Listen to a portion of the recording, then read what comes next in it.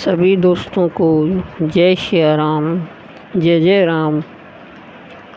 आज हम आपके लिए लेकर आए हैं श्रीमद् भागवत गीता के पहले अध्याय का महात्म्य। श्री पार्वती जी ने कहा, भगवान आप सब तत्वों के ज्ञाता हैं। आपकी कृपा से मुझे श्री विष्णु संबंधी नाना प्रकार के धर्म सुनने को मिले हैं जो समस्त लोगों का उद्धार करने वाले हैं। हे देवेश, अब मैं गीता का महात्म्य सुनना चाहती हूँ, जिसका श्रवण करने से श्री हरि में भक्ति बढ़ती है। श्री महादेव जी बोले, जिनका श्री विग्रह अलसी के फूल की भांति श्याम वर्ण का है, पक्षी राज गरुड़ ही जिनके वाहन हैं, जो अपनी महिमा से कभी च्युत नहीं होते तथा शेषनाग की सैया पर शयन करते हैं, उन भगवान महाविष्णु की हम उपासना करते हैं। एक समय की बात है, मुर दैत्य के नाशक भगवान विष्णु शेषनाग के रमणीय आसन पर सुखपूर्वक विराजमान थे। उस समय समस्त लोगों को आनंद देने वाली भगवती लक्ष्मी ने आदरपूर्वक प्रश्न किया। श्री लक्ष्मी ने पूछा, भगवान आप संपूर्ण जगत का पालन करते हुए भी अपने ऐश्वर्य के प्रति उदासीन से होकर जो इस क्षीर सागर में नींद ले रहे हैं, इसका क्या कारण है? श्री भगवान बोले, सुमुखी, मैं नींद नहीं लेता हूँ, अपितु तत्व का अनुसरण करने वाली अंतर्दृष्टि के द्वारा अपने ही महाहेश्वर तेज का साक्षात्कार कर रहा हूँ। देवी, यह वही तेज है जिसका योगी पुरुष कुशाग्र बुद्धि के द्वारा अपने अंतःकरण में दर्शन करते हैं तथा जिसे मीमांसक विद्वान वेदों का सार तत्व निश्चित करते हैं।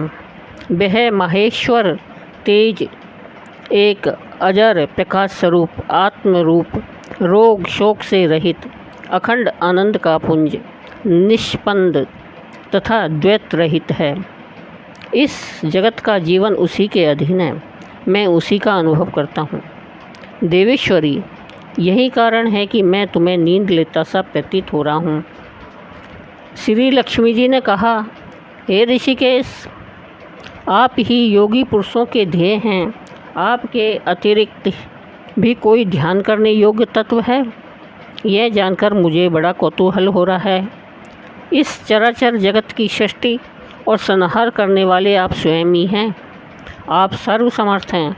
इस प्रकार की स्थिति में होकर भी यदि आप उस परम तत्व से भिन्न हैं तो मुझे उसका बोध कराइए। श्री भगवान बोले, प्रिय, आत्मा का स्वरूप द्वैत और अद्वैत से पृथक भाव और अभाव से मुक्त तथा आदि और अंत से रहित है। शुद्ध ज्ञान के प्रकाश से उपलब्ध होने वाला तथा परमानंद स्वरूप होने के कारण एकमात्र सुंदर है। वही मेरा ईश्वरीय रूप है। आत्मा का एकत्व ही सबके द्वारा जानने योग्य है। गीता शास्त्र में इसी का प्रतिपादन हुआ है। अमित तेजस्वी भगवान विष्णु के ये वचन सुनकर लक्ष्मी देवी ने शंका उपस्थित करते हुए कहा, भगवान, यदि आपका स्वरूप स्वयं परमानंद में है और मन वाणी की पहुँच के बाहर है, तो गीता कैसे उसका बोध कराती है? मेरे इस संदेह का आप निवारण कीजिए। श्री भगवान बोले, सुंदरी, सुनो, मैं गीता में अपनी स्थिति का वर्णन करता हूँ। क्रम से 5 अध्यायों को तुम 5 मुख वाला जानो और 10 अध्यायों को 10 भुजाएं समझो तथा 1 अध्याय को उदर और 2 अध्यायों को दोनों चरण कमल जानो। इस प्रकार यह 18 अध्यायों की बाह्यमयी ईश्वरीय मूर्ति ही समझनी चाहिए। यह ज्ञान मात्र से ही महान पातकों का नाश करने वाली है। जो उत्तम बुद्धि वाला पुरुष गीता के 1 या आधे अध्याय का अथवा 1 आधे या चौथाई श्लोक का भी प्रतिदिन अभ्यास करता है, तो वह सुशर्मा के समान मुक्त हो जाता है। श्री लक्ष्मी ने पूछा, देव, सुशर्मा कौन था? किस जाति का था और किस कारण से उसकी मुक्ति हुई? श्री भगवान बोले, प्रिय, सुशर्मा बड़ी ही खोटी बुद्धि का मनुष्य था। पापियों का तो वह शिरोमणि था। उसका जन्म वैदिक ज्ञान से शून्य एवं क्रूरतापूर्ण कर्म करने वाले ब्राह्मणों के कुल में हुआ था। वह न तो ध्यान करता था, न जप, न होम करता था, न अतिथियों का सत्कार। वह लंपट होने के कारण सदा विषयों के सेवन में ही आसक्त रहता था। हल जोतता और पत्ते बेचकर जीविका चलाता था। उसे मदिरा पीने का व्यसन था तथा वह मांस भी खाया करता था। इस प्रकार उसने अपने जीवन का दीर्घकाल व्यतीत कर दिया। एक दिन मूढ़ बुद्धि सुशर्मा पत्ते लाने के लिए किसी ऋषि की वाटिका में घूम रहा था। इसी बीच में काल रूपधारी काले सांप ने उसे डस लिया। सुशर्मा की मृत्यु हो गई।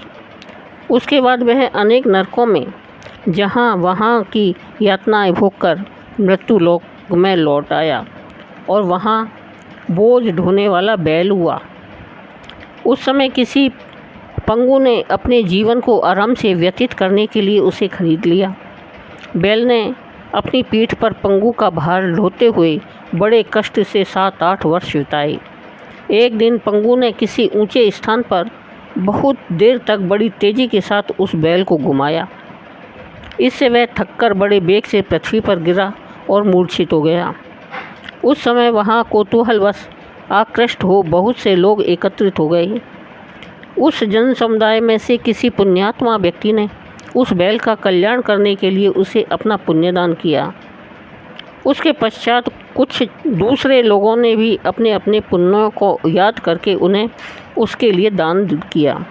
उस भीड़ में एक वेश्या भी खड़ी थी। उसे अपने पुण्य का पता नहीं था, तो भी उसने लोगों की देखा-देखी उस बैल के लिए कुछ त्याग किया। उसके बाद यमराज के दूत उस मरे हुए प्राणी को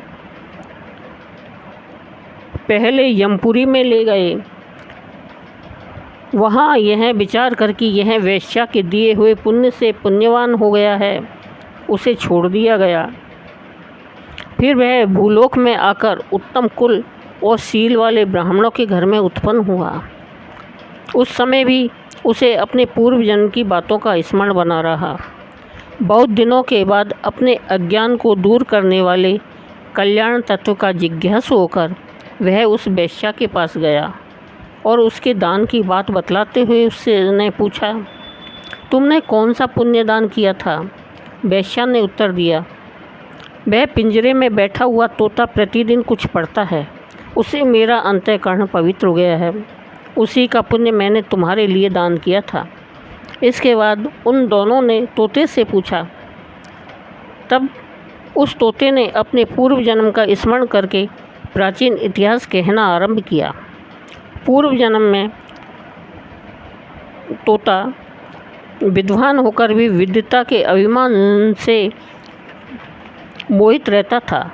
मेरा यानी तोता का राग द्वेष इतना बढ़ गया था कि मैं गुणवान विद्वानों के प्रति भी ईर्ष्या भाव रखने लगा। फिर समय अनुसार तोते की मृत्यु हो गई और तोता अनेकों घृणित लोकों में भटकता फिरा।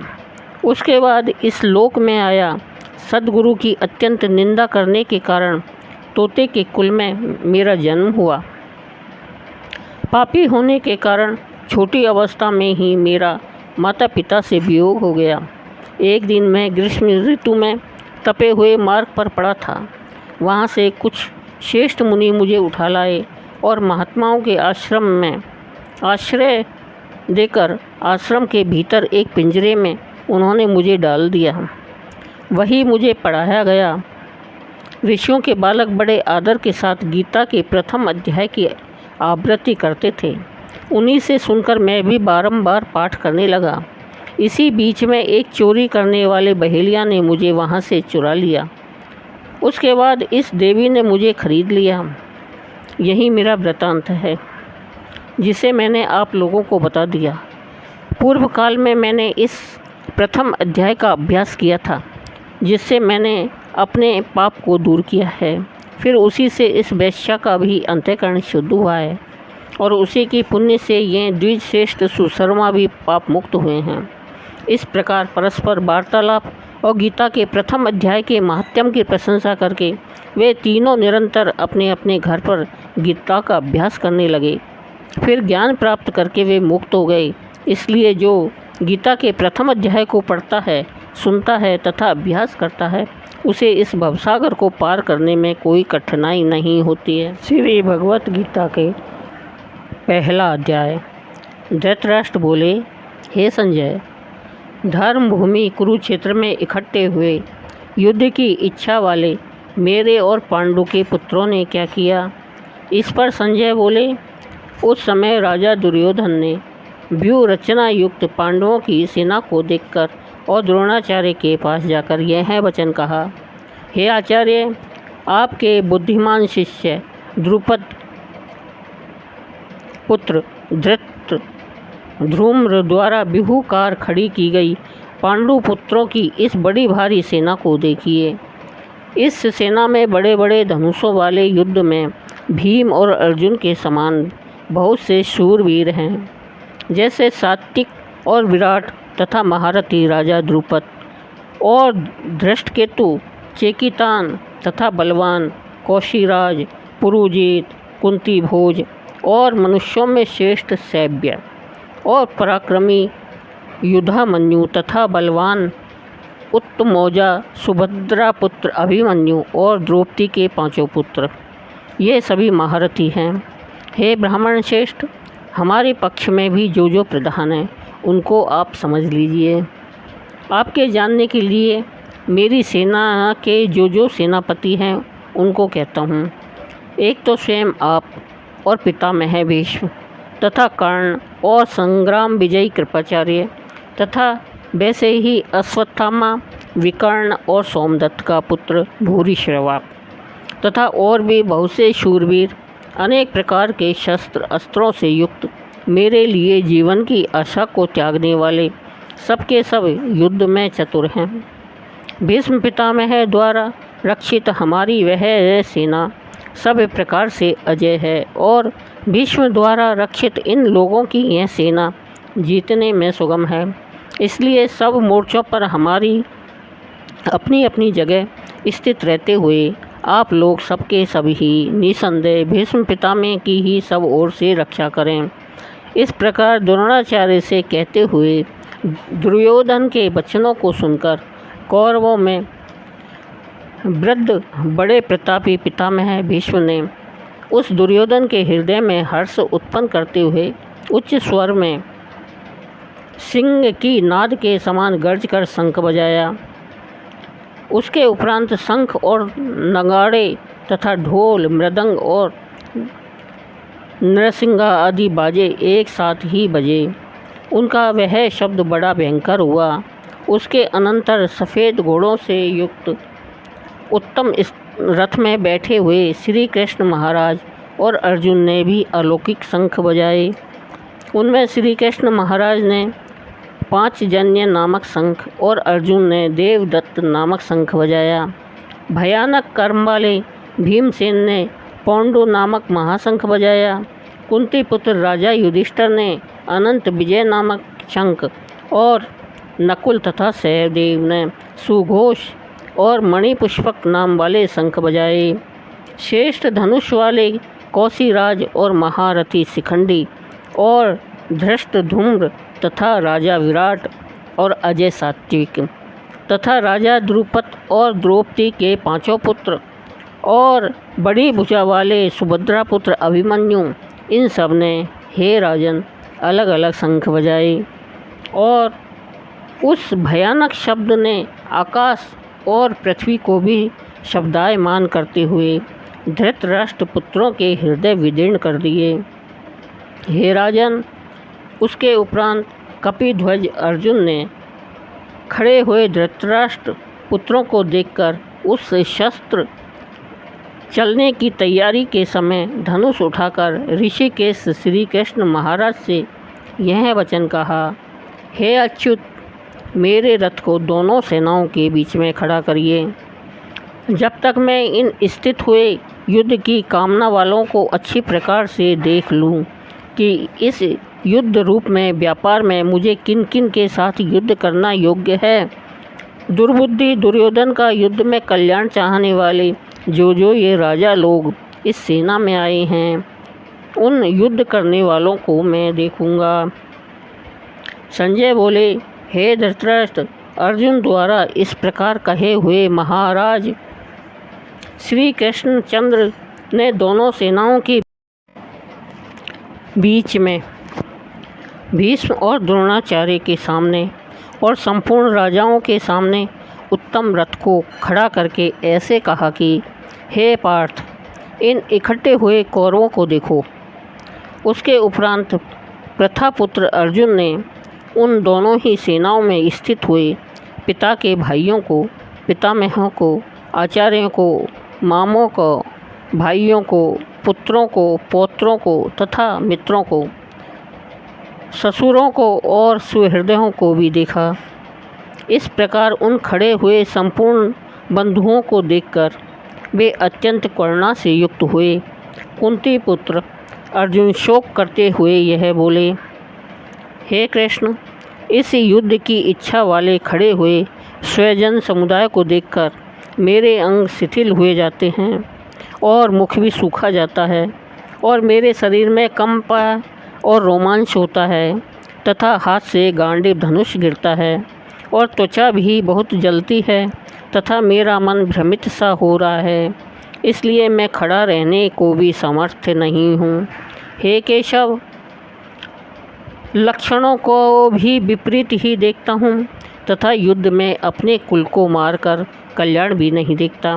हे कृष्ण, मैं विजय नहीं चाहता और राज्य तथा सुखों को भी नहीं चाहता।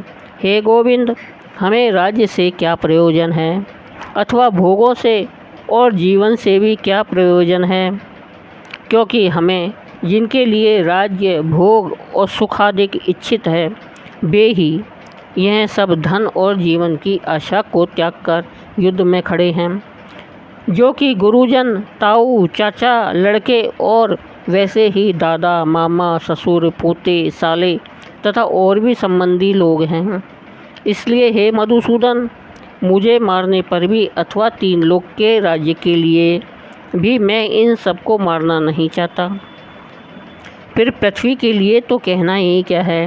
हे जनार्दन, धृतराष्ट्र के पुत्रों को मारकर भी हमें क्या प्रसन्नता होगी। इन आतताइयों को मारकर तो हमें पाप ही लगेगा। इससे हे माधव, अपने बांधव धृतराष्ट्र के पुत्रों को मारने के लिए हम योग्य नहीं हैं, क्योंकि अपने कुटुंब को मारकर हम कैसे सुखी होंगे। यद्यपि लोभ से भ्रष्ट चित्त हुए ये लोग कुल के नाशकृत दोष को और मित्रों के साथ विरोध करने में पाप को नहीं देखते हैं, परंतु हे जनार्दन, कुल के नाश करने से होते हुए दोष को जानने वाले हम लोगों को इस पाप से हटने के लिए क्यों नहीं विचार करना चाहिए, क्योंकि कुल के नाश होने से सनातन कुल धर्म नष्ट हो जाते हैं। धर्म के नाश होने से संपूर्ण कुल का पाप भी बहुत दबा लेता है तथा हे कृष्ण, पाप के अधिक बढ़ जाने से कुल की स्त्रियां दूषित हो जाती हैं और हे कृष्ण, स्त्रियों के दूषित होने पर वर्ण संकर उत्पन्न होता है और वह वर्ण संकर कुल घातियों को और कुल को नरक में ले जाने के लिए ही होता है। लोप हुई पिंड और जल की क्रिया वाले इनके पितर लोग भी गिर जाते हैं और इन वर्ण संकर कारक दोषों से कुल घातियों के सनातन कुल धर्म और जाति धर्म नष्ट हो जाते हैं तथा हे जनार्दन, नष्ट हुए कुल धर्म वाले मनुष्यों का अनंत काल तक नरक में वास होता है, ऐसा हमने सुना है। अहो, शोक है कि हम लोग बुद्धिमान होकर भी महान पाप करने को तैयार हुए हैं, जो कि राज्य और सुख के लोभ से अपने कुल को मारने के लिए उद्धत हुए हैं। यदि मुझ शस्त्र रहित को न सामना करने वाले को भी शस्त्रधारी धृतराष्ट्र के पुत्र रण में मारे तो भी मैं मरना ही पसंद करूँगा और यह मेरे लिए अति कल्याणकारक होगा। संजय बोले, रणभूमि में शोक से उद्गिन मन वाले अर्जुन इस प्रकार कहकर बाण सहित धनुष को त्याग कर रथ के पिछले भाग में बैठ गए। बोलो श्री कृष्ण भगवान की जय।